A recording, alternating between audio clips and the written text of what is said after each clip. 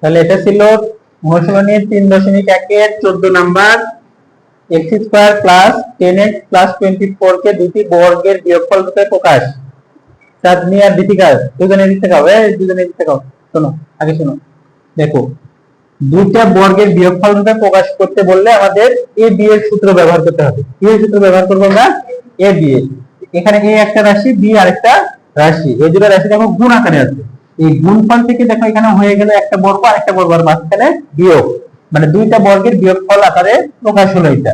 এই সূত্রটা ব্যবহার করে আমাদের দুটি বর্গের বিয়োগফল রূপে প্রকাশ করতে হবে। তার জন্য আমাদের প্রথমে বাম পক্ষে কি থাকতে হবে? দুইটা রাশির গুণ থাকা লাগবে।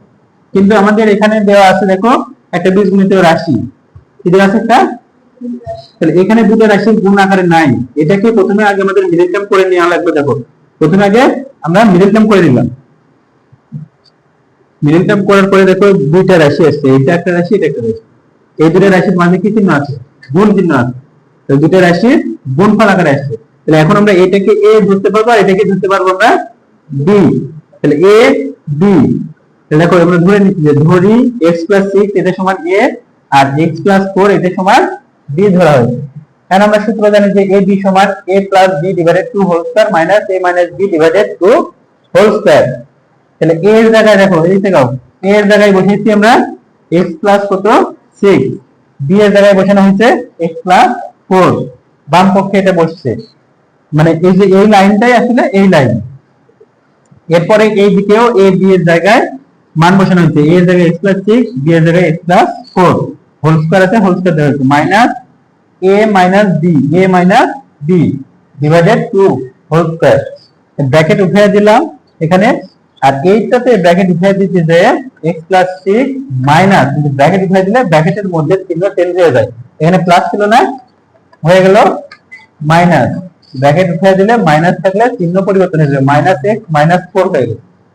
আচ্ছা তাহলে এখানে x আর x যোগ করে হলো 2x, 6 আছে যোগ করে হলো কত 10, নিচে আছে 2, উপরে হোল স্কয়ার সাথে থাকলো মাইনাস থাকলো। এখানে x আর x কাটা যাবে, এখানে একটা প্লাস আর একটা মাইনাস, 6 থেকে 4 বাদ দিলে হবে কত 2, নিচে 2 তো আছে থাকলো। এখানে দেখো উপর থেকে 2 কমন যায়, উপর থেকে কি কমন যাবে? 2 কমন যাবে।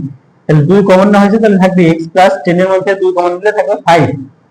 তাহলে নিচে 2 আর এই উপরে 2, এই দুটো কাটা যাবে, এই দুটো কাটা, তাহলে থাকবে এখানে কি শুধু x + 5 এর উপরে হোল স্কয়ার আর মাইনাস এখানে 2 / 2 করলে কত হবে?